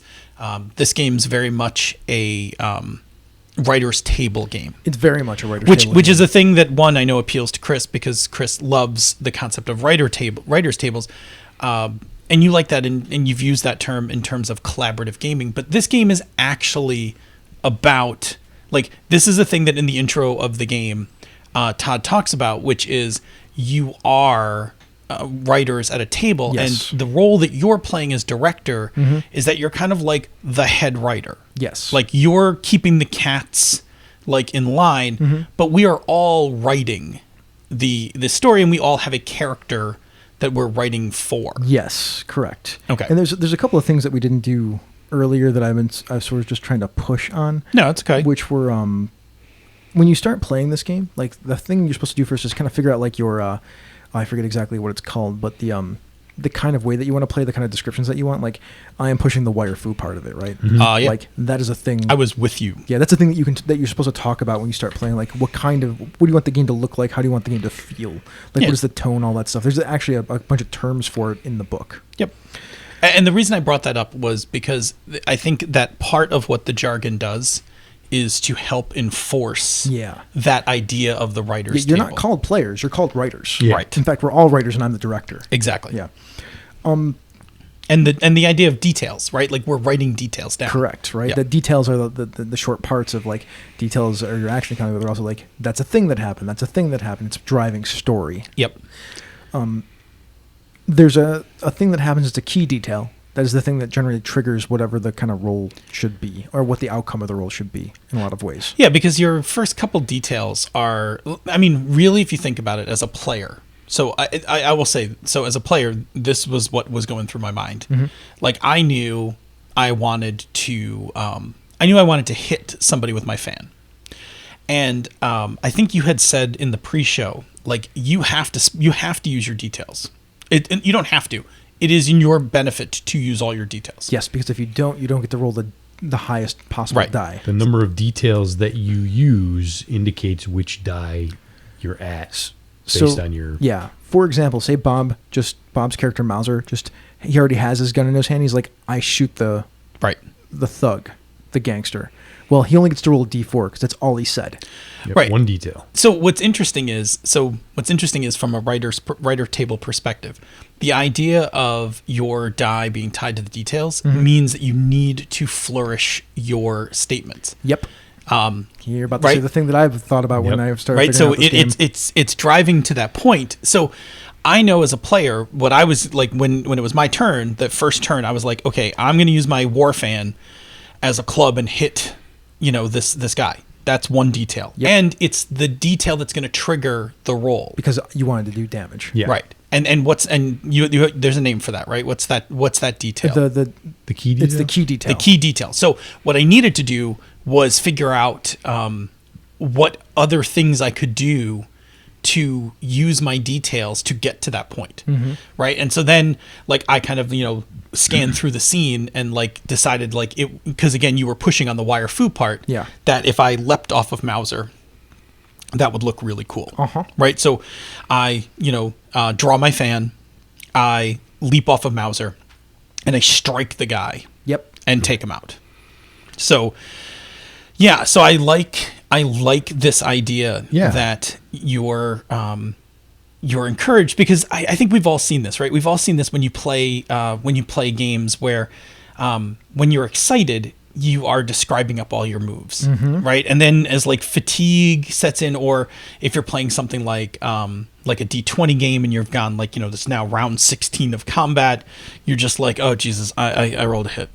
right? Like, you know, like the other thing too is like you get a game that's super, and I can't think of the word, but 4th edition D&D. All right. It's characters on a map. It's about it's very tactical movement. It's mini based, so that you don't have to describe things. You actually could just play the game. But you're also you when you get there and you're standing in the square next to the orc, then you stand there and your description of your turn is I hit the orc with my sword. I hit the orc with my sword. And every turn you're going I hit my orc, unless the orc moves or you move, and you end up in that Rock'em Sock'em Robots. Robots. Yeah. Whereas this is encouraging you to make the story more interesting. It's true. Yeah. Here, add more details to make this more interesting. Well, not only that, but it's part of the gameplay. Yes. If you don't do it, you're not as effective. Exactly. And that's how it encourages it. Like, Yeah. it'll be more effective if you fluff it. So I really like that. I think that's really sharp. Clever, yeah. I think it works super well for this style of game, especially. Oh, absolutely. Because, Yeah. And in the book, it even states that you should you can, as part of the details that you describe, can be the enemy that you're fighting blocking and counter striking. So like that can be part of the flourish. Yeah.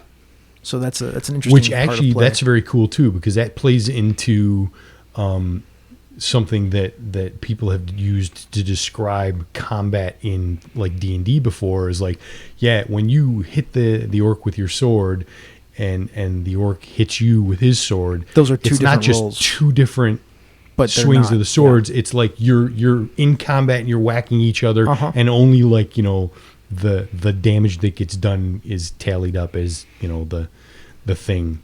But not in this game. Like Right. that is very clearly distinct in this game and mechanized. Yep.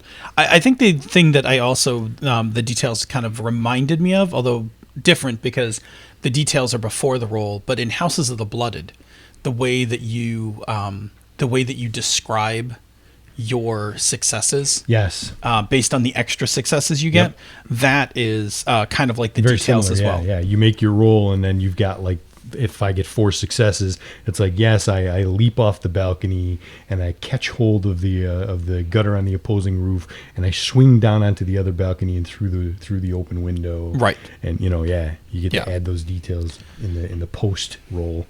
Whereas I wish I understood how damage worked in this game. Which is interesting because one of the things I would like to try in a subsequent session is to put my key detail in the middle. So I run across the room. I leap off of.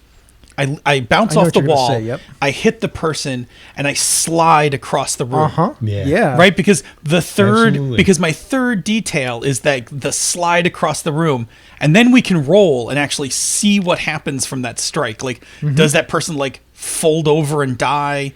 Or does was it a glancing blow? Yeah, was it a glancing blow? Like, so I think it could be really interesting to try to push that key detail. Has Todd told me how damage worked yet? No, they're all really quiet. Really? They're like enraptured. They're like paying attention. Apparently, this is entertaining. Weird. Okay. Strange. So what's another topic you wanted to talk about as we're sidebarring? So we talked a little bit about jargon, right? Like there are some other the jargon that I wanted to talk about. We talked about details, how they worked. That was one thing. Potentials, I wanted to talk about that. We talked a little bit about how that worked. So potentials, the thing is like that's how high of a die you can get based on using that. So that's kind of neat. Defense is tied to your potential, and I'm looking at it right. Yeah, I'm looking at. I haven't kind of quite figured out exactly how to decide what defense to use, because you have two different potentials, which means you could have two different defenses. So if you could feel like we just pick the one that makes the most sense, right? For a situation, kind of like picking which aspect is appropriate for your role in a fate type thing. That was one thing that threw me off a little bit too. I wasn't sure which defense number to pick to target number at. Todd says damage is at the top of page 22. Thanks, Todd. Appreciate that. We also the complication roll. We just talked about that. So even numbers are always the person who rolled describes. Odd numbers are always the other person who gets to describe the complication. And we should talk about. I thought that's kind of a neat. I like it a lot. I thought it's kind of a neat mechanic because it's just interesting, right? Like it's just odd. It's just whatever the number lands on, odd or even. Like But I like also that you get the opportunity of spending vitality to flip that die to the next number, either direction, or always up or down. Yeah, and then. Yeah, because you could You can change it from the odd to the even. Yeah, and like if thereby you- give yourself control over the consequence. Yes. Or complication. Sorry. I was actually right. They lose a number of vitality equal to the difference between the complication rolls result and the defense. There you Perfect. go. So I did it right. Yeah, you did it. I thought I read that before somewhere. Yeah. That's why. Excellent. Excellent. Perfect. So that's probably why on ties, since there's a tie, there's no vitality lost, But there's still a no potential for vitality loss. right. Because you don't always have to do damage. Yeah. You don't always have to do damage when you assess a complication, and you don't even have to call for a complication roll as a game master. That's why I didn't have him make a Yep. complication roll. I just cost him his description. Yeah, he used Yep. his description to. I mean, he would have had to have made a roll if, for instance, the guys were still tangled up with him, trying to keep the chair on him. Right, like that's a thing. That's a thing that I could have said that requires a complication roll because fictional positioning dictates that it requires a complication Right. So, like roll. for instance, if we were doing a wire-fu fight and there was like a chair, and the bad guys, like two of those guys, took a chair, used it to pin me to the wall. Like they can actually, if I remember correctly, they can burn details to actually like keep me pinned to the wall, right? Yes. And force me to like make a roll to get out of that. Yeah. Or I mean, the complication already exists, so it's there. So you actually have to describe how you get out of it. Yeah.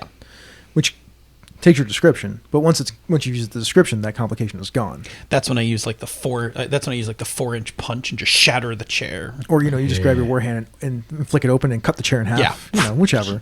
It's cool as heck, right? Yeah. I feel like Mauser should be kind of Jackie Chan-like in his use of props. Yeah, probably. Whatever's available. As sounds in cool. tangled up in everything. It's like, yeah, he's got guns for when he needs them. But We sort of covered vitality a little bit already. So vitality is your health, but it's also a resource that you can use because you can spend vitality to do a few different things. One of them being turn the die. It's basically your resource for staying in the scene. Yes, and for affecting the scene. Well, you burn some of that to take control of, That's actually what the vitality is described as in the rule book too. Like it is your ability to stay in the scene. Yep. So that's really all I wanted to talk about in the side. Was there anything you guys wanted to talk about? For the sidebar, no. Yeah. All right. We can move on to one more scene, right? Yes. Cool. So, but before we do that, let's talk about another show in the Misdirected Mark Network. Do that. All right, so there's the Gnome Cast, where several gnomes from Gnomes do get together to talk about a gaming topic and themselves a bit in an effort to avoid being thrown into the stew and also to entertain you. Is there anything in the chat room for any of us? they are engrossed. Captivated? Are they actually engrossed, or are they just ignoring us? No. When they ignore us, typically they keep talking to themselves. Yeah. Oh. Yeah, it's been my experience over the last year that absolutely. When they're not as tied to the topic, they just keep talking. They're not talking. Todd's still breathing into a bag. That's and funny. the Queen has arrived. Oh, the Queen's back. Yay! Hopefully she had a nice time. I hope she did too. So, the next thing is the search for Dollface in the city of Yangtze. This is a pretty open scene. Okay. There's not a lot to it. How do you find Dollface? Oh, sweet. And we would do this. So to be clear, we opened with a combat, right? And Yep. some role-playing games, combat has kind of a very different subsystem. Mm-hmm. But in this, we're doing the exact same thing, right? Yes, except really we don't even have don't even have to necessarily use the mechanics of of the game to do this part. We can, maybe we should, but there aren't really anything to go there. It's really more of how do you find her, them, him? What do you do? And maybe we roll some dice. Maybe there's a complication roll that it comes from. Absolutely. So can you give us a little bit about why Dollface is wanted, so we can work off of that? Sure. Actually, there's not a whole lot. That's okay. For I don't why care. Dollface Make is it up. wanted. We can even make it up together if we Sure. want to. Yeah. I could say some things. So one thing you know about Dollface is that she wears a porcelain mask. Nobody Like a dollface. Yes, completely Yes. like a dollface. Makes sense. She's pretty tough. She has a pretty interesting key power where she can teleport objects or weapons into her hands. You've heard that rumor? Nice. Yeah. The reason that people want her supposedly is that she has assassinated a few people in different cities. So that's what the bounty is out on her for. Wanted for assassination. Gotcha. Yeah. So right. that's why people are looking for her. This is not her. This is not her city. This is not her town. So that's why nobody really knows where she is exactly, because she could be anywhere. So I think what we do is we're going to need to find people that would use her services, because if somebody's going to know where she is, it's somebody who's going to pay money to have either employed her or considering employing her. All right. So I think it's a gambling den. All right, that's fine. Is it a gambling den or a really nice casino? Because this whole city has really, really high-end casinos and brothels and whatnot. Is Dollface a pretty proficient assassin? She is a fairly well-known proficient assassin. I mean, she can just kind of walk into places unweaponed and then have them appear. Yeah, and have them appear. Yeah. No, I think then. So let's make it a nice casino. All right, let's. And I think I think if we're using shortcuts here, I think the casino kind of looks like I think even the setup for it is a little bit like from Black Panther. Sure. Yep. Sure. Right. And we'll call it the Red Letter Den. Okay. All right. So you go to the Red Letter Den. Actually, we'll just cut to the inside. Who do you know at the Red Letter Den that you were going to go talk to? Oh, excellent. I don't have a name list here, so. We can just throw a name out. That's fine. We can say we'll say Michelle. Sure. Michelle Lau. Sure. Okay. All right, there we go. She obviously has an Asian cast to her. Let's say she's played by Lucy Liu. Why not? That works. And she's wearing her the red dress that the kimono style dress that they would wear, and she is sitting at a table with you in a back room. She's a friend of yours. Okay. She's a gambling friend. Yeah. Of mine. What are you playing? I think we are playing kind of akin to. Is it that dice tile game? Yeah. That I can't remember the name of? Yeah, I was thinking the one with the bowl. And yes. Yeah. Yep. All right. Yeah, we're playing that. Nothing serious in stakes, but we're friends through gambling, so it has to work like this. And the scene opens with the cup ka-chink, and then coming off, and then people saying "oh," and people going "yeah," and then it pans out, and there's the two of you. It's like that scene from How I Met Your Mother with Barney. The two of you kneeling on the mat together. Yeah. And Mauser's with us, right? Yes. Yeah. Are you a gambling man, Mauser? I try not to gamble. I like to stick to things that are more concrete. So, you were there. She's there. She says, it's good to see you, Lotus. And your friend Mauser. It's been some time. What brings you to the Red Letter Den once again? I would like to say it's only recreation, but we are actually looking for somebody. Hunting, are you? We are. We're hunting for somebody that I am hopeful that one of your clients might be aware of, which means that indirectly you might be aware of. I may be. Although you know that I don't do anything just for free. I looked down at the table with the money on it. I wasn't aware we were doing anything for free. That is true. Good to see that you remember. And I'll put a few more coin onto the table to wager. And I'll pick up the dice. I put them in the bowl, and I'm like... She puts her hand over the bowl for a second. Let us wager information for a favor. Fair. If you win, I will give you the information. If you lose, I will still give you the information, but you owe me a favor.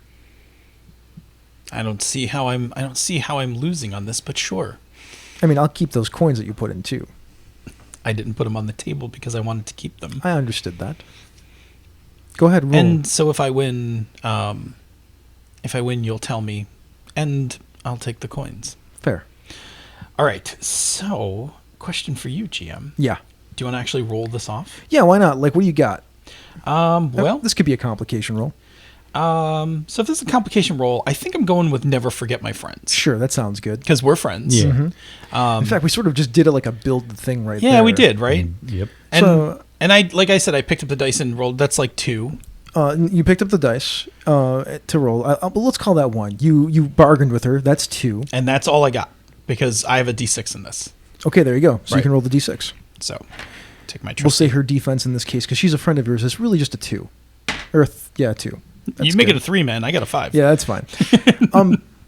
So The 5 is you. What is it? So I slam. Oh, 5 is you because I get to choose the complication. But it's a fact. So for me, which is she gives you the sure, describe it. So odd, it's the other person. Yeah, right? I get to describe what complication Okay. I take. So I roll the dice and I slam the thing on the table and I pull it off and it is in my favor. It is in fact in your favor. And I smile. It's like, who are you looking for? I am looking for the woman with the porcelain mask that goes by the name of Dollface. Her face goes stony. She's like, I know who you speak of. You don't actually owe me a favor. You'll find her at the Golden Moon nightclub. All I ask is that you kill her and bring me back her broken mask. Looks like we came to the right place. I see that you have had dealings with her. She killed somebody very dear to me once. Fair enough. On a side note, Bounty, dead or alive? Dead or alive. Oh, good. So Yeah. this one's for us in all directions. Yeah. All right. Okay. You know what? Actually, I think it'd be more interesting if the bounty is actually dead. It is actually alive. Alive? Yeah. Yeah. Thanks for That's more interesting. thanks Yes. for complicating that. In fact, real quick, I'm gonna pull out a rule that exists that we haven't talked about yet. Okay, We good. weren't going to, but we might as well. Yeah. There's a thing called challenges. Mm-hmm. I get challenges equal to the number of players, plus I get a challenge. By the way, real quick, I'm sorry. You finished all your scene goals last time? Did Yes. anybody lose any vitality? I did. You get vitality back equal to the number of lead characters who acted. So 2 lead characters, you get up to 2 vitality back. That puts me at full. There you go. That's why that's one of the ways to get vitality back. There's a few other ways to get vitality back. When that happens, also when you finish all your things in a scene, I also get another challenge. They let me place a complication on a character and whatnot. So the complication I'm putting on you is that your friend Wants her dead. wants her dead, Right. which won't get you the bounty. Oh, that's gonna be complicated. And I'm actually going to spend a challenge on that Okay. So instead of just using the complication to go along with it. Because the complication would have been on her, but her complication was that she was angry and upset, and she also was going to give you the thing for free without asking for a favor or anything like that. But I spent the challenge to complicate the situation further. oh, thanks, Wally's Pai Gao. It is the Pai what? Pai Gao. Pai I think it's Gao? the game we're playing. Pai Gao. Thank you, Wally.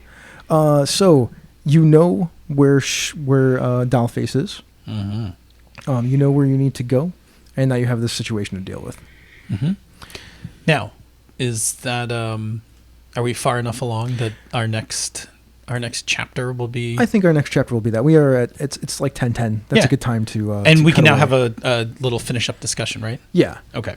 So there's not a whole lot of, at least not that I could tell, rules, mechanisms for something like we just did. We kind of made some stuff up on our own, but it seemed to work okay. Yeah, I mean, we could have montaged, like we could have been just tossing the gutters, looking, Yeah. like roughing people up for information. Yeah, and or- I could have just told you it too. Yeah. Like I don't know if rolling right there was the. No, right I actually choice. liked it a lot. Actually, like Yeah. I once. So I'm gonna try to do this with a straight face and not laugh. Once there were stakes. Mm-hmm. Once there were stakes. Is it the beefness? Yeah. No, If anybody's not listening to Panda's Talking Game. Stay on target. Anyways, once there were stakes. Once there were stakes, as in whether we were going to get the information for free or whether we were going to get the information at a cost, Mm-hmm.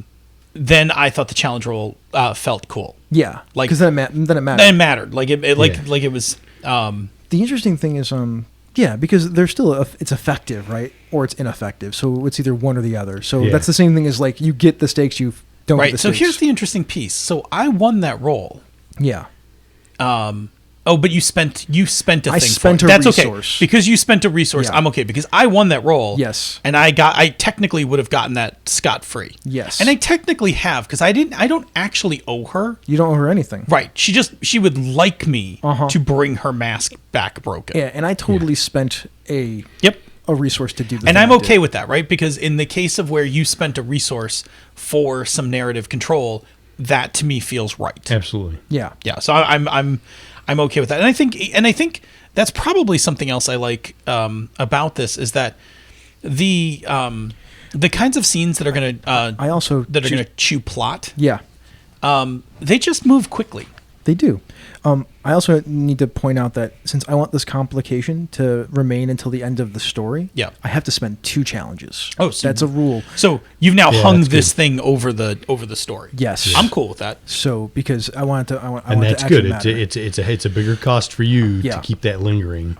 Right. 1 is to the end of the scene. 2 is to the end of the story. I can't actually use them to inflict damage, and I have to spend 2 even to inflict a penalty on you. Cool. So there's a rule for that stuff. So yeah. So Go ahead, Bob. real quick, what was the casino? Was it the casino owner or just his friend? Just his friend. In the casino. Just his friend in the casino. What was her name? Her name was Michelle Lau. Michelle Lau. Okay. Yeah. Yeah. As Todd asked. So Just making stuff up. Yeah. yeah, we would have for gameplay purposes. It actually wouldn't hurt to have a A name list? Yeah. That might Yeah. be worthwhile. Yeah. Especially in this setting because there's an eclectic use of There cultures. is. There so is. Yeah. having a name list or having even a name generator real quick, just to be able to pull different sounding names. You know what we should start doing? Hey, chat room, throw us some names. We can when definitely the do that. time comes. Yeah, Yeah. we Yeah. can definitely do that. But we have to remember there's a delay, so when we do it, there's like a few Well, seconds. we should be like, hey, chat room at the beginning of a session. Can you throw us a bunch of names? Oh yeah, we could do that. Yeah. Bob's gonna have to grab them or something. yeah, Yeah. that's fine. Okay, so I definitely like I'm okay that it didn't have to be really complicated to have that scene because that scene has a purpose, right? Which is just to move us to the next action. Correct. I shouldn't say action, to the next bigger scene. Yeah, but what I did, because this is the thing that I do when I game master, is Uh-huh. we had a scene. Like I could have just told you where she was, right? Yes. And it would have been a flavor scene, which is fine. But then I found a way to make it actually more meaningful. Yeah. So it was actually good. Like I liked the role. Like I thought that was fun because we could have just montaged, right? Like we could have very quickly just been like, we cruised through the town, I we're could have shaking moved up people. Yeah, moved you right along to the Golden Moon nightclub. Yeah. Or you could have stopped like we're shaking up people and then you decided we can have a scene because as we're shaking up people somebody's taking objection. Yeah, Yeah. that too. So we're at this point we're kind of roundtabling some thoughts, right? Yes. All right, It's so pretty much the debrief. So I'm going to give Todd my only one comment so far. Sure. I've got my character sheet, right? This is the pre-gen character sheet. You printed it. Yes. Right. Print wise, it's not the full size of the page, but I'm going to say that table 2, the complication table, is tiny. It is tiny. It's actually, and I'm old, Yeah. but I have glasses, and this is actually This one's a little bit better. It's a little bit bigger. the one on my character sheet is kind of hard to read. If it could be blown up a little more in layout, and Todd is by no means a slouch at layout, so I'm wondering I'm not what a- kind of landscape he's got to work with, but it is a little tiny to Yeah, read. and I'm not I don't have the greatest printer ever either, but you still like. Yeah. I mean, I'm familiar with the table because I read the rules, but I know that this this table's a little too small for me to read. Yeah, the colors are a little strange too. Like I don't know if I like that white on the black. And that's- I've never been really a fan of dark With white- with light lettering. white lettering on it. Now I know these tables like come out of the book, and in the book they're red. Yeah, they look lovely. Yeah. Yeah, and they're like they're red with a white lettering, and so there's like a high contrast on the black and white character really, sheet. Really, what he just needs is he needs a black and white printer friendly character sheet. That's Yes. all. Those tables you could drop the color on the background, I Yeah. think, and change the lettering back to black. But in either case, that is small. Oh, yeah. But I will say that table's important. Yeah, it's and still so, even small on the inside of this book that's printed. yeah, like, that's still pretty. even with the tiny. bleed. That's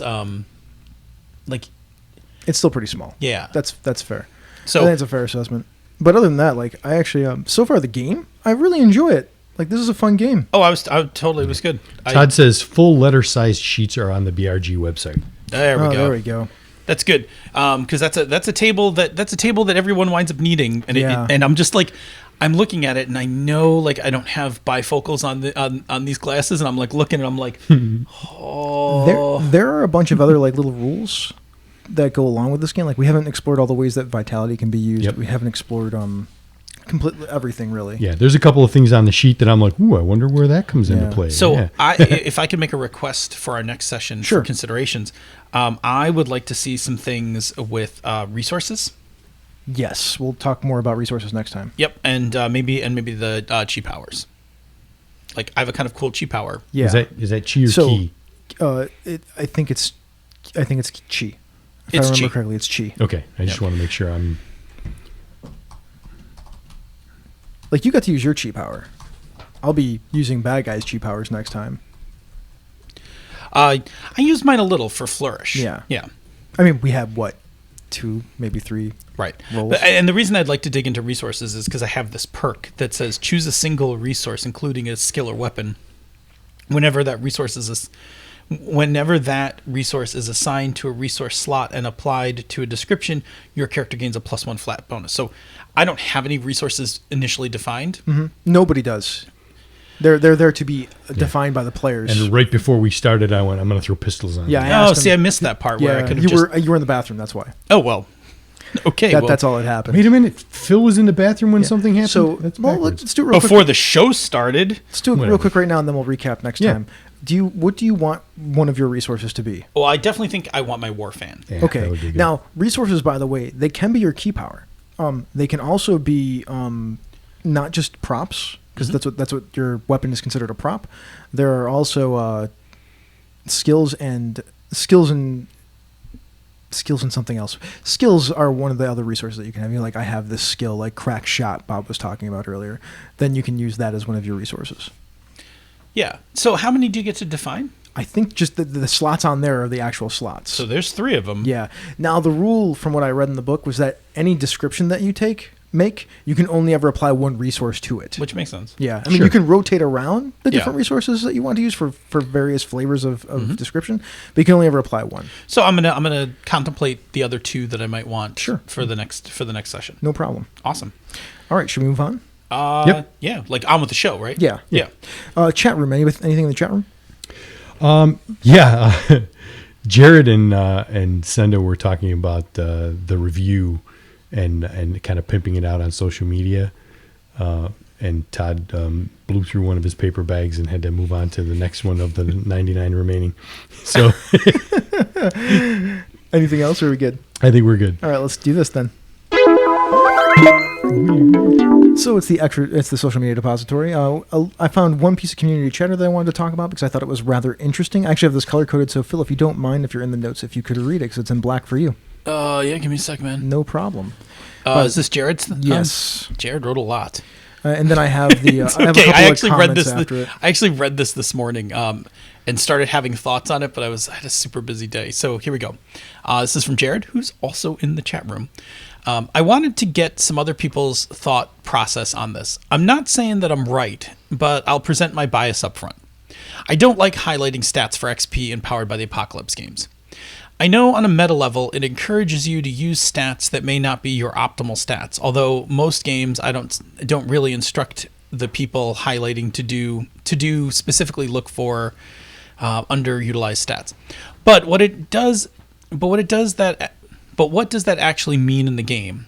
What is it advancing, and how does it drive story? It seems like it introduces a level of thinking about the game rules in places where Powered by the Apocalypse games usually state narrative first, compared to game rules after you establish what is happening. The Watch has people highlighting moves, which I still wasn't a fan of because it still feels like it's reinforcing a meta thought process. But at least doing that is saying something about the story. This session, the story beats associated with these moves could be more prevalent. That was one of my few criticisms of the Watch. And it's got one of the best help move / resource economies I've seen, so it's a minor nitpick. So what am I missing about highlighting stats as a means for XP? I know in my head it isn't always in the right place on these things, so I guess I'm interested to see if someone really likes how this works and why it does something in the game. So we have some other comments from people in that thread that I pulled out that I thought were really interesting, but is there anything that you wanted to say about that first? You know what? I generally don't like highlighted stats, and I think that I think it's an artifact of the original game, but I think that so here's what I think. I think that the fact that there are so many different ways to gain XP in Powered by the Apocalypse games is a hint that it's not the most popular mechanic. Dungeon World did away with it for XP on a failure. Masks has a different way to do it. Like almost every game has a different mechanism for acquiring. There is one game where I actually do like this, and it's because the game itself is a little meta. Action Movie World has this setup, and you always have one stat based on your playbook that's highlighted, and then the director, so the GM, picks the other one. And the reason I like it is because it's kind of like the director saying, like, Jimmy, in this movie, I want to see a little more drama out of you. Yeah, I mean, I think that's cool because there's it's not really a meta component to the game because it's actually part of the game. Yeah, exactly. Well, because like in Action Movie World, you're playing a person playing an act, right? So I actually like it there, but I'm actually with Jared. Like, I'm not actually a fan of this. Like, it has never done anything. It has never done anything for me, and I have wound up liking other XP mechanisms in Powered by the Apocalypse games better. I mean, I've played mostly in my life. The Powered by the Apocalypse game that I played more than any other one is Dungeon World. And I love Dungeon Worlds. Yeah, and I love what XP. It does to play, right? Because as soon as you get to a certain point, it's really hard to get experience points that way. Fuck yeah. Because once you get a +3 in a stat, especially if it's the stat that you're always using, then you never fail. Like, I don't want to say never, but you hardly ever fail. Yeah, you hardly ever fail. I remember when it happened to Corin. Like, Corin got a +3 in strength, and then suddenly, like, Hack and Slash doesn't produce any more XP, and I actually, on a couple occasions, like, went and did something like Defend or something just to draw some XP points. I did. It's interesting how it changes how you kind of approach things. Well, it does one thing, right? Like, so in Dungeon World, it did the thing where it was like, okay, this move is dependable, Hack and Slash. So when we need it as a group, let me go do it. But 2, in terms of advancement, it was like, you're going to have to go do something else now. Yes. Like, you're going to have to find some other room. So in Apocalypse World, like, it's tough because here's the thing.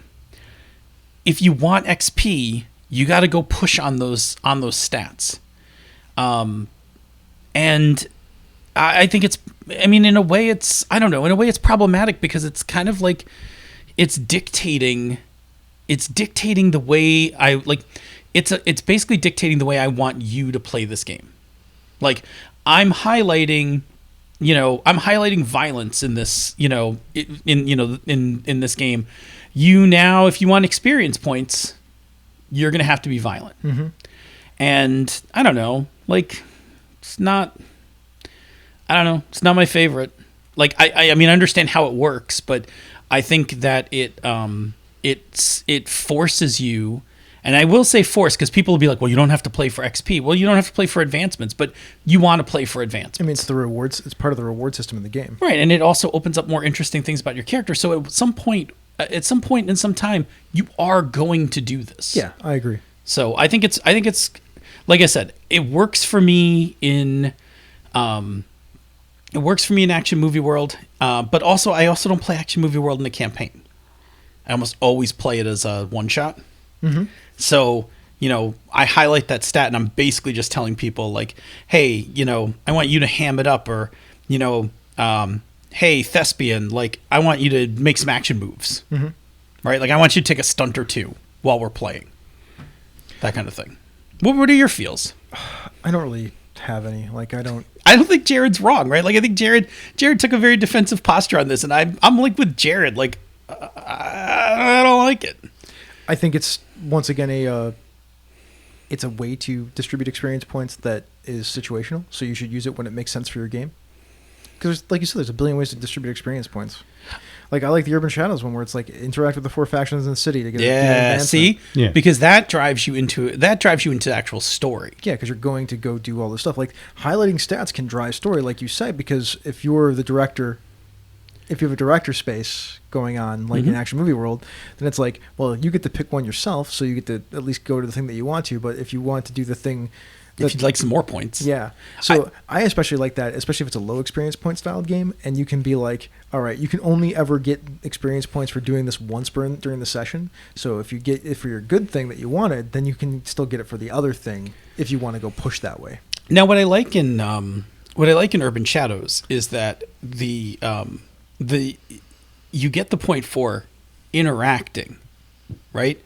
So that could be friendly, that could be hostile, antagonistic, right? Like it doesn't tell you have to behave in a certain way. No, they left it very open. It simply says that this is a game, this is a social game.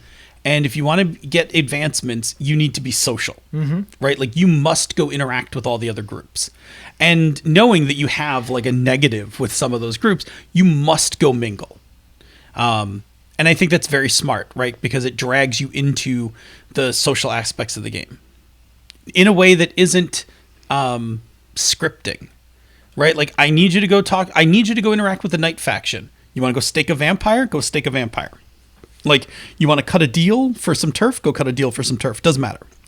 So Angela was just saying, in Uncharted Worlds, the players highlight an XP trigger that's related to a career, like a needed item is scrounged up, a threat is stopped before it becomes a problem, and so on. All PCs get experience when the XP trigger happens too, so it's a group thing also. Yeah. That's very similar to the alignment trigger in Dungeon World. Like, although the alignment trigger, each person does their own. Yeah. Gets their own thing. But if did you learn something new? That everybody gets. Did we learn something new about the world? Everybody gets that in Dungeon World. Did we stick it to the Water Authority? Yeah, there you go. That is actually one of the. That's one of the questions. Oh, nice. There you go. So sticking it to the Water Authority is actually a good thing. It is actually pushed in play for advancement. That's neat. Yeah. Well, and I think that, so to me, this kind of touches on something. If we go back 2 episodes when we were, when people got to watch us grind through developing a Dungeon World move. Yeah. This kind of touches on this thing where I want XP to drive story. I mean, I pretty much want everything to drive story. Right. That's But in a Powered by the Apocalypse game, right, I want everything driving story. So I loved, I played the Barbarian in Dungeon World. And one of my favorite parts of, and it was just 1 XP point per session. Yeah. But it was at some moment in the game, talk about how your culture, teach somebody in the game about your culture. That's a good one. Right? And it was just like this fun moment where whenever there was like a break in the game, like Corin would just be like, in the Axe-Torn Valley, right? And he would just, we would run these people out into a field until they were, breathless and then cut them down, right? And everybody would have to deal with some weird fact about the Axe-Torn Valley, but it just, Corin's sharing his culture, and pick up an XP point. It just makes something. And then of course, anything I say is then actionable by Chris. I'm having to spew forth stuff into the world, which is now playable element. Yep. In fact, there were times that people from your Axe-Torn Valley showed up and play. Yes. There was then after that, when you became the minion of the Queen of Hoarfrost and Woe, we changed that trigger. Yep, to being tell something about the 2 years that you spent being tortured by her and what it taught you. Also, nothing but just awkward moments. Yeah, pretty much. That's exactly how that went. Aw, that's Corin. So, I think that because there are so many different XP systems in Powered by the Apocalypse games, that highlight a stat is not, it's not an apex rule. It's not a key rule. It's totally flexible. What's the what is it? How do you get XP in masks? Is it just end of game? You could get experience points for failing rolls too in that game, I thought too. Wasn't that one of the triggers? I don't remember. Failing rolls, I think, is only Dungeon World that Ange is going to chime in. Yeah, she'll hit us with it. Yeah. Ange knows. Although she runs a lot of one-shots of that. I don't know if experience points mattered all that much in those ones. I'm trying to think, because if it has anything to do with clearing conditions and stuff, that's... I don't remember. So. I don't remember what drives your advance. I always thought you got experience points for failing rolls in that game. I'm pretty sure that's how that worked. Yeah, she hasn't run a campaign. Oh, so failing is great because failing rolls is failing rolls because failing rolls is always a we learn through our mistakes, Yep. which in Masks is great Because you're teen because you're teen superheroes and mistakes abound. Uh-huh. So yeah, All right. Well, let's. I wanted to read some of the other comments in there. Yeah, good. So Ralph Mazza, he actually is kind of with you. Highlighting XP was an experimental idea that doesn't work as well as hoped. It fundamentally breaks Apocalypse World on a mechanical level. In Apocalypse World, the moves are supposed to work that if you do specify a specific thing that triggers a move, roll dice. But if you don't do that thing, the GM just says what happens. But you only get XP when you roll dice. So you're constantly focused on what specific thing to do. Specific thing do I need to do so the GM will let me roll the dice? Because if they just tell me stuff, I don't get any XP. Getting XP on a 6- is better because while it still requires hitting rolls, it's now a random percentage of all rolls in the game rather than 100% of these specific ones that you still need to hit. Still not great. Systems that divorce XP from rolls entirely are, in his opinion, better because it allows players to just play and not worry about whether they're hitting specific triggers to roll or not. Mm-hmm. Yeah, I'm starting to get to the point where I like end of session experience point a lot. I love end of session experience. Yeah. You want to read PK there, Bob? I can absolutely read PK because PK's in purple, which is usually my color. That's generally true. So, highlighting stats goes back to being a fan of the character. It allows the GM and usually another player to help drive the tone of play. It's great when your playbook's core stat is highlighted. You get rewarded for doing the thing you're encouraged to do. Where it falls down, in his experience, is that characters in PBTA games rarely have multiple good stats, so it can easily feel antagonistic. Part of this can be overcome by emphasizing that a 6- isn't necessarily a failure. The biggest thing is it takes full buy-in from the table in order to embrace lots of 6- as an engaging mode of play. I mean, I will say we were like, Bob and I were very fortunate that when we played Dungeon World, it wasn't that there was never damage, but Chris was very good about capitalizing on 6- as things to escalate or complicate. Like, Yeah. it was like, I think very early on in your running of Dungeon World, you realized that do damage is the least interesting move on the list. Way more interesting to do something to the story. Especially for hack and slashes, attack and take an attack in return. Not take Yeah. damage in return, take an Yes. attack in return. I mean, all sorts of. I mean, like I think we were very fortunate. And so if we had played a game where, like, if we had played Apocalypse World where we were targeting, stats, like I would not have been afraid, like, to have to roll my -1. Like, I go into the hard holder and run my stupid ass mouth, and roll -1 because knowing that I'm going to get a 6. I'm not going to get shot dead. Am I going to get buried out in the desert up to my neck? Yeah. Probably. yeah, it's funny because that's exactly what I was thinking. Yeah.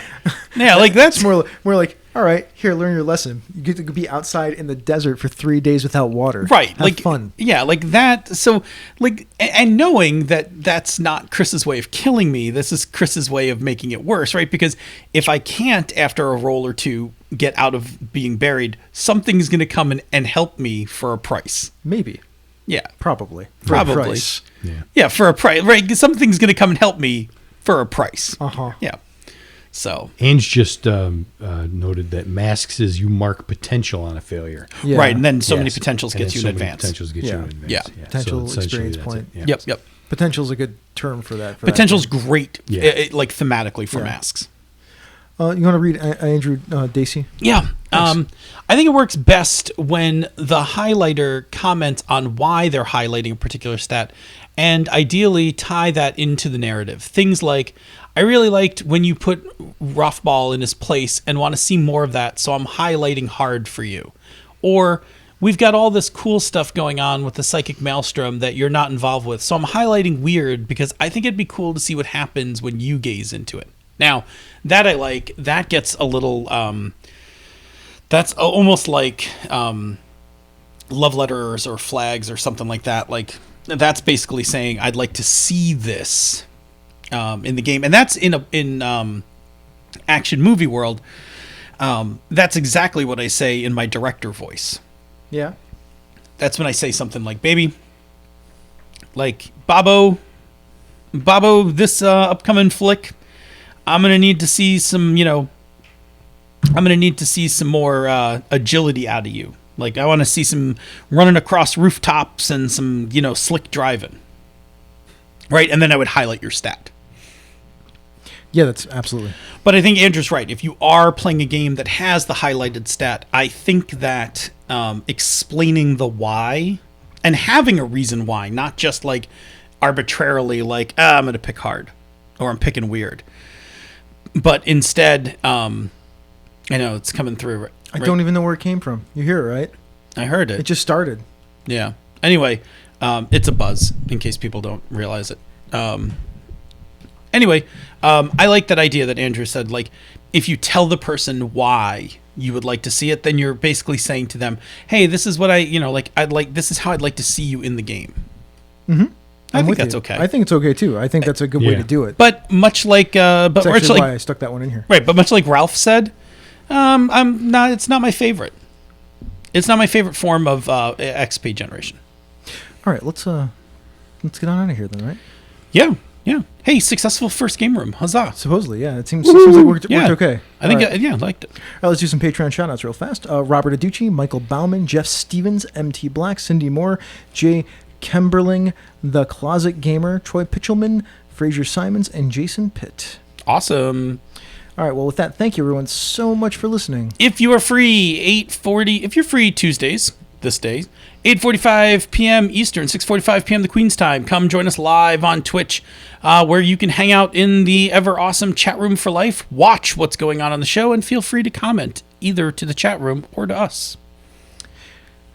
If you cannot make it to the live show, check out our podcast each week wherever you get your podcasts, and take a listen to some of the other shows in the Misdirected Mark Network, such as Down with D&D, Advantage to Insight, Bone Stone and Obsidian, Pandas Talking Games, where the beefness rules, Cypher Speak with Darcy and Troy, the Gnome Cast, the Wednesday Evening Podcast All-Stars, Zhang Yu Hustle, where you can get your wuxia action, Hobbs and Friends of the OSR, where they go all grognard, and our newest member, She's a Super Geek, where you can get the best game mastering on the internet. You can and should also check out some of our brother podcasts, The Knights of the Night, and the always amazing Gaming and BS. Then, after you have used up all your details, leave us some feedback. You can reach us directly via email, mmp@misdirectedmark. Check out our Facebook group. Hit us up on Twitter. The network, the show, is at misdirectedmark. I'm at DNA Phil. He's at Robert M. Everson.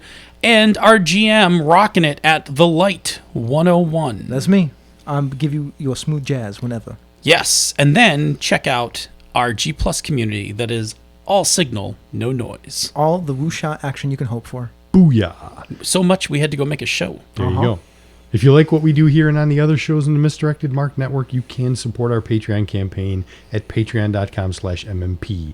Patrons get access to the after show, pre-production show notes, musical parodies, Pandas Talking Games, bonus outtakes, where you can get the beefness, and other special releases. Like Whirlwind Millionaire. Print and Play Edition came out Print today. and Play Edition just went to all the patrons today. $10 patrons and higher. $10 patrons and higher got a free copy of Whirlwind Millionaire. That's true. Rocking it. Well, that was a show. And with that, this has been a Misdirected Mark production. The media arm of Encoded Designs. A mic drop. We out.